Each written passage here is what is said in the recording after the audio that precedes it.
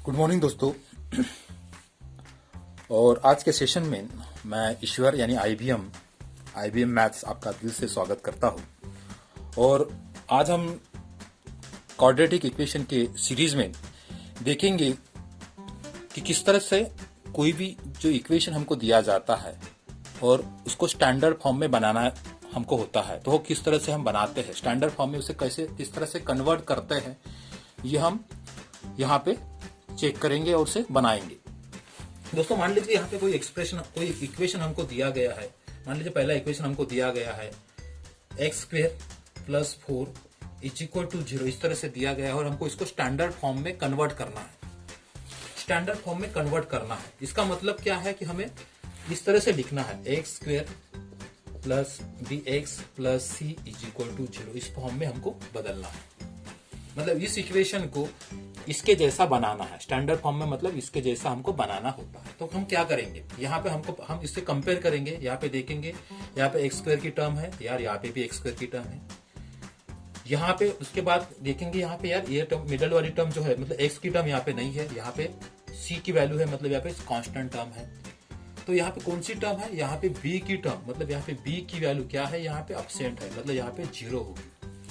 तो हम यहाँ पे बी का कोएफिशिएंट मतलब एक्स को वेरिएबल लेकर बी का कोएफिशिएंट मतलब बी कोएफिशिएंट है ऑफ एक्स, तो यहाँ पे लिखेंगे इस तरह से, ये बन जाएगा एक्स स्क्वायर प्लस, और यहाँ पे बी की टर्म क्या है, एब्सेंट है, मतलब बी की वैल्यू क्या होगी, यहाँ पे 0 होगी। और यहाँ पे एक्स के वेरिएबल तो एक्स ही वेरिएबल लिखेंगे, ये प्लस 4 वैसा का वैसा लिख देंगे, इज इक्वल टू ये 0 हो जाएगा। तो इस तरह से ये इक्वेशन हमारा स्टैंडर्ड फॉर्म में हो गया या जनरल फॉर्म में हो गया। तो ये वाला जो इक्वेशन है ये इस तरह से हम स्टैंडर्ड फॉर्म में लिख सकते हैं।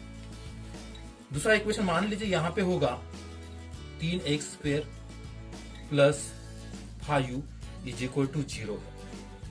अब हम इसको कैसे करेंगे, इसका मतलब है यहाँ पे फर्स्ट टर्म है, मतलब ये वाली टर्म है, और ये लास्ट वाली टर्म है सी की टर्म है, लेकिन बी की टर्म 0 है। मतलब हम ये कह सकते हैं कि बी यहाँ पे 0 होगा, इसलिए तो यहाँ पे एब्सेंट है, इसलिए तो एब्सेंट है ना। हम इसको कैसे बनाएंगे स्टैंडर्ड फॉर्म में, इसलिए कैसे लिखेंगे, यहाँ पे हम लिखेंगे 3x स्क्वायर प्लस, यहाँ पे कौन सी टर्म है, मिडिल टर्म है, मतलब b की टर्म 0 है, मतलब b का जो कोएफिशिएंट है वो कितना होगा, वैल्यू 0 होगी।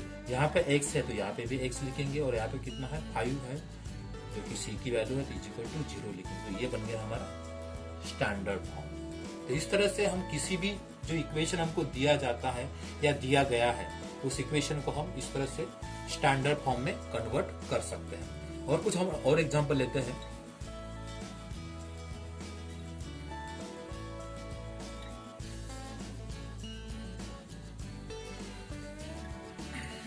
मान लीजिए दोस्तों एक ऐसा कुछ इक्वेशन है x square plus 4 equal to 0 है, sorry x is equal to 0 इस तरह से लिखा हुआ है। मतलब कोई इक्वेशन हमको दिया गया है x square plus 4x is equal to 0 दिया है, और हमको इसको स्टैंडर्ड फॉर्म में लिखना है, मतलब इस तरह से बनाना है। तो हम क्या करेंगे, यहाँ पे देखेंगे यहाँ पे एक्स स्क्वायर की टर्म है, मतलब ये वाली टर्म है, उसके बाद यहाँ पे एक्स की टर्म है, लेकिन यहाँ पे कांस्टेंट टर्म नहीं है। इसका मतलब है कांस्टेंट टर्म मतलब सी की वैल्यू क्या होगी, यहाँ पे 0 होगी, तो हम सी के यहाँ पे लिख देंगे। ये किससे बनेगा, ये वाला ये बनेगा एक्स स्क्वायर प्लस 4x, यहाँ पे कांस्टेंट वैल्यू 0 है, मतलब इसके 0 होगी, यहाँ पे हम 0 लिख देंगे, तो इज इक्वल टू 0। तो इस तरह से ये वाला इक्वेशन स्टैंडर्ड फॉर्म में इस तरह से कन्वर्ट हो जाएगा। और हम दूसरा एग्जांपल लेते हैं। मान लीजिए यहाँ पे लिखा हुआ है M square plus 5m is equal to 0, इस तरह से लिखा हुआ है, और इसको हमें स्टैंडर्ड फॉर्म में कन्वर्ट करना है। तो हम क्या लिखेंगे, यहाँ पे हम देखेंगे यार यहाँ पे ऑलरेडी यम स्क्वेयर है, और यहाँ पे यम स्क्वेयर के बाद मतलब स्क्वेयर की टर्म है, उसके बाद यम की टर्म है, तो यहाँ पे वैसा का वैसा लिखेंगे। उसके बाद हम यहाँ पे देखेंगे क्या कम है, यहाँ पे सी की वैल्यू 0 होगी, तभी तो यहाँ पे एब्सेंट है। यहाँ पे कौन सी टर्म कमी है, लास्ट टर्म कम है, मतलब ये वाली टर्म कम है, तो इसका मतलब यहाँ पे 0 होगा, इसीलिए तो वो इक्वेशन से एब्सेंट है। तो इस तरह से हम इस इक्वेशन को इस तरह से हम स्टैंडर्ड फॉर्म में कन्वर्ट कर सकते हैं। उम्मीद करता हूँ आपको ये बहुत अच्छी तरह से समझ रहा होगा। दूसरा एक एग्जांपल से हम समझेंगे।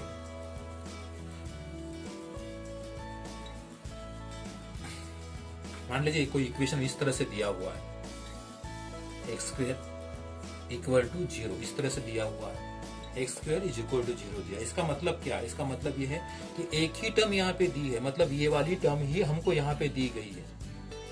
ये वाली टर्म मतलब ये एक्स स्क्वेयर की ही टर्म हमको यहाँ पे दी गई है, लेकिन इसका मतलब क्या है कि यहाँ पे बी की टर्म 0 होगी और सी की टर्म 0 होगी। अभी अगर हमने यहाँ पे देखा है तो यही टर्म दी है हमको, तो इसका मतलब ये वाली टर्म और ये वाली टर्म क्या होगी? 0 होगी, तभी तो इक्वेशन से वो एब्सेंट है। मतलब हम ये कह सकते हैं कि बी की वैल्यू 0 होगी और सी की वैल्यू भी 0 होगी। तो हम ये वैल्यू यहाँ पे लिखकर उसके इक्वेशन को स्टैंडर्ड फॉर्म में बनाते हैं। मान लीजिए हम वैसा का वैसा लिख देते हैं, एक्स स्क्वेयर प्लस बी की वैल्यू क्या है यहाँ पे एब्सेंट है, इसका मतलब वो 0 होगी। यहाँ पे एक्स है तो यहाँ पे भी एक्स लिखेंगे। सी की वैल्यू को हम 0 कर देते हैं क्योंकि यहाँ पे एब्सेंट है, तो इसलिए ये बन गया स्टैंडर्ड फॉर्म। इस तरह से हम किसी भी इक्वेशन को जो हमें दिया गया होगा उसको हम स्टैंडर्ड फॉर्म में लिख सकते हैं। और एक दूसरा एक एग्जांपल लेते हैं। मान लीजिए एक इक्वेशन आपको दिया है 3x square is equal to 0 दिया है। अब कैसे करेंगे? इस तरह से हमको दिया है, हम कैसे सॉल्व करेंगे इसको? इस तरह से हमको दिया हुआ है, हम कैसे सॉल्व करेंगे? तो सबसे पहले हम देखेंगे कि यार यहाँ पे क्या कम है, इसमें क्या कौन सी टर्म एब्सेंट है। तो यहाँ पे एब्सेंट हमको दिखाई दे रही है, यहाँ पे एक्स स्क्वायर की टर्म लिखा है, ओनली एक्स स्क्वायर की टर्म है, लेकिन बाकी टर्म मतलब एक्स की टर्म और सी की टर्म टोटली एब्सेंट है। मतलब यहाँ पे बी की वैल्यू 0 होगी और सी की वैल्यू भी 0 होगी। तो हम यहाँ पे पुट कर देते, तो इस तरह से बनेगा ये इक्वेशन। कैसे बनेगा? Standard form x square plus यहाँ पे एक्स है तो यहाँ पे एक्स बनेगा, यहाँ पे सी की वैल्यू 0 होगी, तो इस तरह से दिखाई देगा। मतलब ये इक्वेशन इस तरह से दिखाई देगा। तो इसे हम कह सकते हैं स्टैंडर्ड फॉर्म ऑफ इक्वेशन। तो इस तरह से हम कोई भी इक्वेशन को स्टैंडर्ड फॉर्म में बना सकते हैं। और वो एक दूसरा एग्जांपल हम देखते हैं।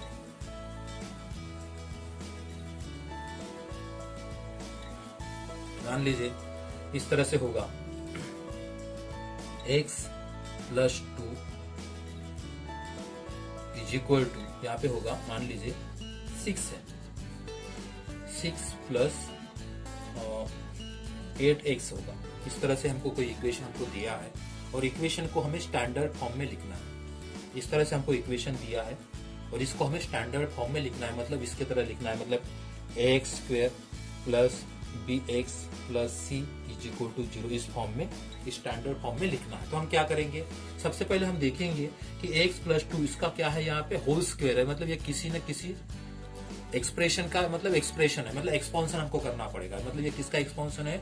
ये प्लस बी, ए प्लस बी का क्या है? एक्सपांशन है। हमको पता है ये प्लस बी का एक्सपांशन क्या होता है, तो ए स्क्वायर होता है twice a b plus b square होता है, मतलब इस तरह से उसका एक्सपांशन होता है। तो हम इसके अकॉर्डिंग हम इसका एक्सपांशन करेंगे तो क्या बन जाएगा? ये बन जाएगा एक्स स्क्वायर प्लस ये टॉइस, मतलब ये वाले टॉइस, और उसकी ये की वैल्यू कितनी है? एक्स है, ये वाली इनटू ये 2 प्लस ये 2 का स्क्वायर इज इक्वल टू, ये बाकी वैसा का वैसा लिखते 5 प्लस 8x।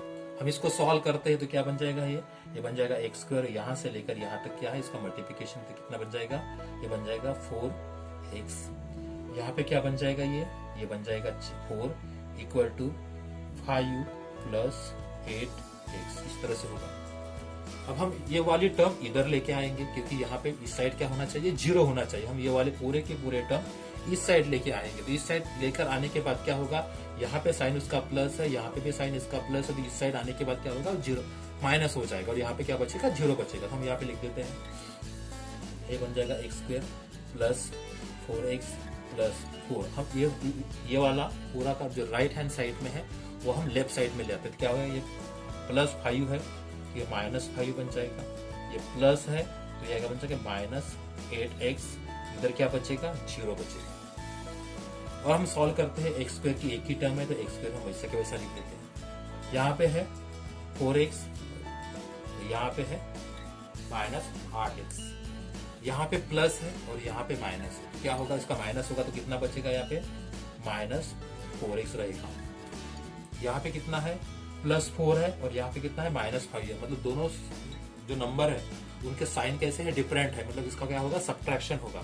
सब्ट्रैक्शन होने का मतलब बड़े नंबर में से छोटा नंबर माइनस करके तो कितना बचेगा, 1 बचेगा, और साइन कौन सा रहेगा, बड़े नंबर का साइन रहेगा, मतलब माइनस का साइन रहेगा, कितना रहेगा, इक्वल टू 0 होगा। तो इस तरह से ये वाला स्टैंडर्ड फॉर्म बन जाएगा। तो ये वाला इक्वेशन हमको मिलेगा x² - 4x + 1 = 0। तो इस तरह से दोस्तों, चाहे हमें कोई भी एक्सप्रेशन हमको दिया जाए या कितना ही डिफिकल्ट हमको एक्सप्रेशन दिया जाए, उसको हम सॉल्व करके उसे स्टैंडर्ड फॉर्म में ला सकते हैं। और हम दूसरे और एग्जांपल लेते हैं और समझने की कोशिश करते हैं कि क्या वो स्टैंडर्ड फॉर्म में आ सकता है या नहीं। चलो,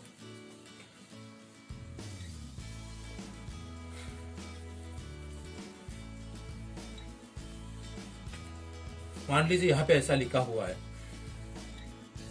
x + 4